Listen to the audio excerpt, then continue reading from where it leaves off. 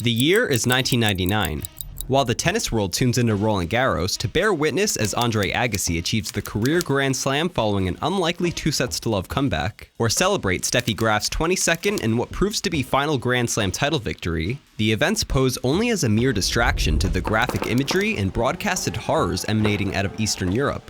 This is the Republic of Serbia, and in 1999, the people of the fractured region were grappling with an incessant aerial bombing campaign carried out daily, across the country, by NATO, whose actions themselves were in response to the humanitarian crisis incited by the Yugoslavian forces' bloody campaign to assert control over the disputed region of Kosovo. A nation rocked to its core by decades worth of warfare and economic collapse. How is it that from the ashes rose a #1 ranked player, and then another one, and then another? And then another. What many consider to be one of the greatest recent generations of tennis talent, men and women whose childhoods and core developmental and training periods were seemingly eclipsed by the overarching essence of despair and destruction taking place in front of their very eyes. Most of course know the general backstory of players such as Novak Djokovic, but few actually understand the deeply complicated history of Serbia and how the nation for decades laid the seeds for players to eventually succeed regardless of the incredibly high and seemingly impossible barrier of entry. So did Serbian tennis flourish despite the adversity, or because of it?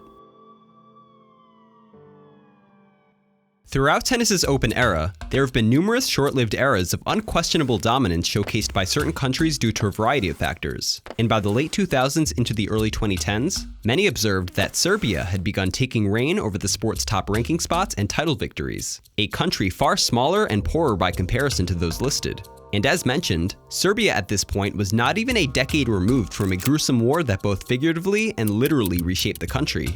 So, what was their secret to success? Well, Djokovic himself opined at one point that Serbian genetics likely played a large factor. Or perhaps, as he joked on another occasion, that it was either the water or the mountains. While no universal truth exists to possibly answer such a complex question, a simple map could be the first key to better understanding the framework that characterizes the Serb mindset. Now, the area in question is the Balkan Peninsula, a geographical section of Eastern Europe named for the Balkan mountain range that runs through it. Serbia is located here, and this greater area as seen today is comprised of numerous small to medium-sized countries. Until very recently, however, the map looked like this. These now independent nations were for years a state unified under one name, Yugoslavia. We'll get back to Yugoslavia, but you may recall that predating this configuration, the Balkan region had been conquered and held for centuries by the Turks, a land which before that was part of the Bulgarian Empire, and before that the Byzantine Empire, the Roman Empire, so on and so forth. A summary, in fact, that hardly scratches the surface on the insane, almost annual rate of ownership and border changes the region has undergone over the past few thousand years. Belgrade itself, Serbia's capital, holds the unfortunate distinction of having been completely destroyed and rebuilt at least 44 separate times within the 115 wars it's known to have played a part in. So with all that said, what's its significance to this story? Well, simply put, having been constantly divided for millennia by ever-changing cultural, ethnic, religious, and physical border fault lines, the resultant modern-day people of the now radically different Balkan states are noted both for their intense nationalistic pride and profound resistance to adversity and hardship, showcased, for example, by their ability to overthrow Ottoman rule and declare independence in the 1800s, or their fierce defiance against Nazi occupation during World War II. Now this is when sports really enter the picture. After liberating itself from Nazi rule in 1945, these Balkan republics in their second attempt joined forces to create a combined federation, Yugoslavia, whose power was held firmly by Prime Minister Tito's Communist Party. And as a result of a newly centralized communist government that modeled itself off of then-ally Soviet Union, a preeminent state-led sports system was launched and heavily invested into as a way to showcase Yugoslavian power, to ideologically rival other world superpowers like the USA despite possessing a population figure and GDP that were but a fraction of the size. Within just years, stadiums, swimming pools, playing fields, and more were constructed throughout the country, with the government financing the setup of new sporting and physical culture associations, declaring as a national principle that sport should now be the cornerstone of the youth's entertainment and leisure activities. though communist policy had initially labeled tennis as an elitist sport and thus discouraged development of such facilities throughout the new country, the defiant formation in 1945 of a tennis club in Belgrade, TK Partizan, and the subsequent construction of a premier tennis facility 7 years later to host the team made TK Partizan, and the Republic of Serbia in particular, a long-standing future hotspot and incubator of tennis for the entire nation.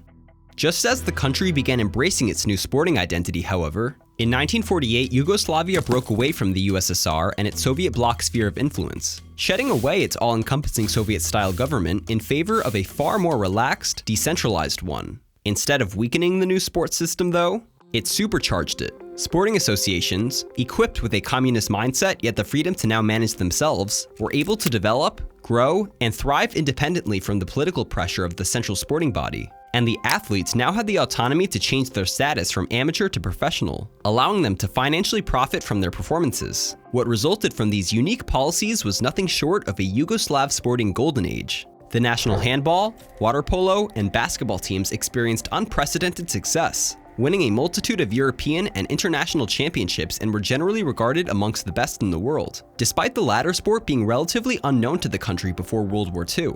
When accounting for all sports, a total of 87 Olympic medals were won over a 70-year period. And while the success was of course attributed to the country as a whole, the playing talent emanated particularly out of the Serbian, and to a lesser extent Croatian republics, two lands that gave birth to the region's first true tennis stars, Goran Ivanisevic and Monica Seles. Though sporting and athletics had firmly supplanted itself as the basis of Yugoslav society, the country's foundation itself was once again beginning to crack, ultimately shattering when a deadly civil war broke out in 1991. A proper understanding of that conflict is beyond the scope of this video, so if you're interested, I highly recommend you check out Johnny Harris's video essay covering it after we're finished up here. Link to that in the description. But after 8 years of incessant and horrific warfare, a fractured Yugoslavia that just now consisted of Serbia and Montenegro then became the target of a years-long aerial bombing campaign carried out by NATO, further crippling a nation already on the brink. Somehow though, in the midst of all this chaos, was a generation of Serbian children that would grow up to dominate a sport typically reserved for the world's wealthiest, despite a lack of access to equipment, facilities, or many times basic human needs. How did they defy the odds? Well, we now know that Yugoslavia crucially set the stage for sporting success, as did Serbia itself for tennis advancement, in particular with the tennis clubs. But as the following may suggest, war might have acted as the final catalyst to ignite future Serbian domination. Our mission is clear: to demonstrate the seriousness of NATO's purpose. This is not war in the traditional sense. Serbia's air defenses are strong. It could decide to intensify its assault on Kosovo. If it does, we will deliver a forceful response. In 2016, world number 1 Novak Djokovic went live on Facebook, streaming from a cell phone what appeared to be him and family wandering through a desolate wooded area and stumbling upon an old wall that they proceeded to hit some tennis balls against. In a twist reveal, Novak went on to explain that this was no ordinary wall. It was the backboard he had hit his first ever tennis balls against as a toddler, and that the deserted land he stood upon had actually been the former site of the Kopaonik Tennis and Ski Resort. You see, the emergence of the Yugoslav Civil War had already made life difficult as a prospective Serbian athlete. Future doubles number 1 Nenad Zemanic recalls in the early 90s that due to Serbia's role in the conflict, we had embargo and sanctions. We could not compete as juniors. It was difficult to get visas to travel. But then, the bombs started dropping, every day throughout the country for over a year, crippling or outright destroying most facilities like Kopaonik. Instead of folding operations, however, the parents, coaches, and children whose prospects now amounted to little else resolved only to push harder. Djokovic at the time was under the tutelage of Jelena Gencic, the same coach, as it turns out, who brought up Seles and Ivanisevic. Together, they were constantly jumping from one training site to another depending on where NATO forces had dropped bombs the previous night, as Gencic predicted that they wouldn't bomb the same area 2 days in a row. Initially fleeing to bomb shelters when warning sirens blared and the sounds of explosions echoed in the distance, Novak soon elected to stay outside and continue practicing regardless, pushing on together even after Gencic's sister had been killed in one such bombing. Other players fared similarly. During the harsh Serbian winter, Ana Ivanovic and Janko Tipsarevic had conceded to play tennis in the only structure available, a converted indoor swimming pool that had been drained to save money. The courts were not regulation size, and cross-court rallies and wide serves were prohibited because the pool walls made the shots impossible to return. On the other side of the world, a teenage Jelena Jankovic was fortunate to have been living in Florida by the time the bombings began. However, her father, brothers, and friends remained in Belgrade. Tuning in to CNN coverage of the war every day and recognizing the damaged buildings, she began to lose significant weight and spent much of that period crying when not on the court, unable to play tournaments for a stretch of time due to the stress. While many in Serbia, like Tipsarevic, decided to stay and tough it out, others like Djokovic and Ivanovic had little choice but to eventually leave for international academies elsewhere in pursuance of quality training and junior tournaments. This, of course, came at a steep cost. Djokovic's parents, for example, took out risky, high-interest loans at a near 15% annual interest rate to cover their son's training, a gamble that would have financially ruined the family had Novak's career been unsuccessful. Conversely, though Ivanovic had found a sponsor to cover her training abroad, she later claimed during this period to have lived in a constant fear of being financially dropped in the event of any loss or setback. Recalling this pressure-filled, back-against-the-wall time period for all players in a 2015 interview, Djokovic references Serbia's aforementioned history and cultural mentality as the key to his compatriots' ability to overcome adversity.